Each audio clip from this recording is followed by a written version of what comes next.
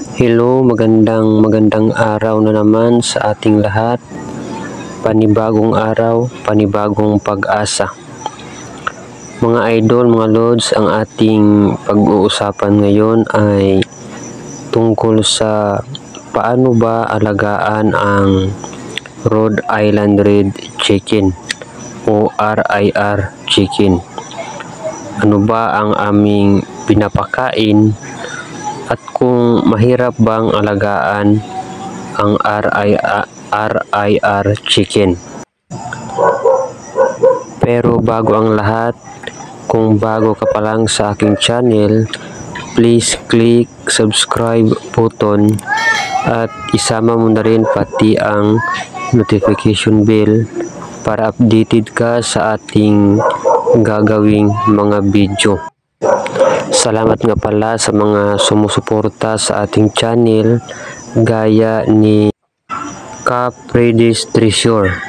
Ang sabi niya, di masama ang mangarap basta kaya mong alagaan at pakainin. Hope na marating mo ang pangarap mo. Happy farming. Salamat din kay SNP Channel. Ang sabi niya, pwede po makahingi ng hen. Idol, sa ngayon wala ba akong bakanting hen? Baka sa susunod mayroon na tayong ipamimigay. Pati rin pabo, mamimigay tayo ng pabo sa susunod mga idol. Abang-abang lang sa aking channel kung kailan tayo makapagpamigay ng ating mga alaga. Okay, so ngayon punta na tayo sa ating topic. Ang una nating pag-usapan ay kung mahirap ba alagaan ang Rhode Island Red Chicken. Ang sagot ay hindi siya mahirap kung mayroon ka ng karanasan sa pag-aalaga ng manok. Tulad lang din ito sa mga native chicken mga idol. Hindi sila mahirap alagaan. Madali lang din silang alagaan, lalo na kung mayroon kang experience sa pag-aalaga ng mga manok. Ang mga alaga namin dito ay naka-free range lang sila. Pag-alagala lang sila mga idol. Wala silang mga sakit. Healthy ang ating mga alaga. Para healthy ang ating mga manok, ang isa sa sikreto namin ay lagi talaga silang mayroong tubig, lalo na kung mainit ang panahon, kasi kailangan talaga nila ang tubig, lalo na kung ang alaga mo ay Rhode Island Red. Kadalasan sa ganitong manok mga idol, umaga pa lang grabe uminom ng tubig. Kailangan din yung lagayan mo ng tubig araw-araw mong nililinis para iwas na rin sa mga virus. Huwag din nating hayaan na mainitan ang ating mga tubig dahil isa yan sa sanhi kung sila ay nakainom ng tubig na nabilad sa init, nagkakasipon ang ating mga alaga. Araw-araw nating linisin ang lagayan ng tubig. Kung maaari mga idol, huwag tayong mag-alaga ng mga aso na nanghahabol ng mga alaga nating manok para iwas stress sa ating mga alagang manok. Ang kagandahan dito sa Rhode Island Red na mga manok, mga idol, ay mga maaamo ang mga manok na ito. Madali mo lang silang hulihin. Anytime pwede mo silang hulihin. Kasi nga ang mga manok na ito ay maaamo. Hindi ka na mahirapan na hulihin ang iyong mga alaga kung sakaling mayroong bibili o kung gusto mong magkatay mga idol. Malakas din sila kumain ng damo. Kung maaari yung paligid mo magtanim ka ng mga damo, halimbawa Carabao grass. Malakas din silang kumain ng kamuting, yung dahon ng kamuti. Yan ubos ng aking kamuti.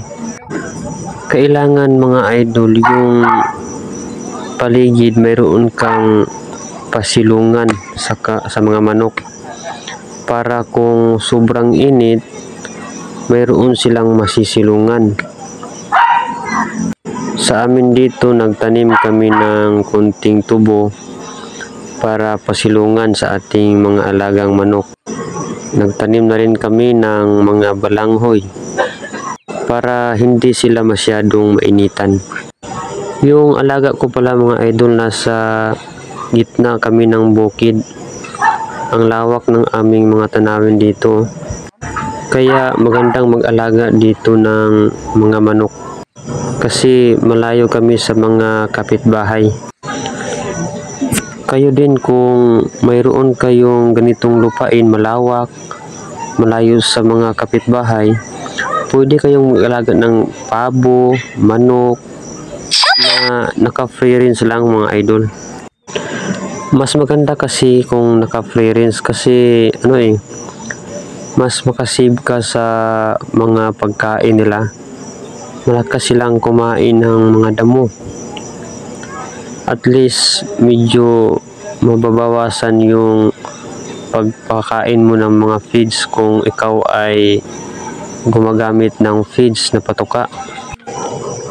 Malakas din sila kumain ng mais, balanghoy, madre de agua, tsaka pati puno ng saging. Malakas sila kumain.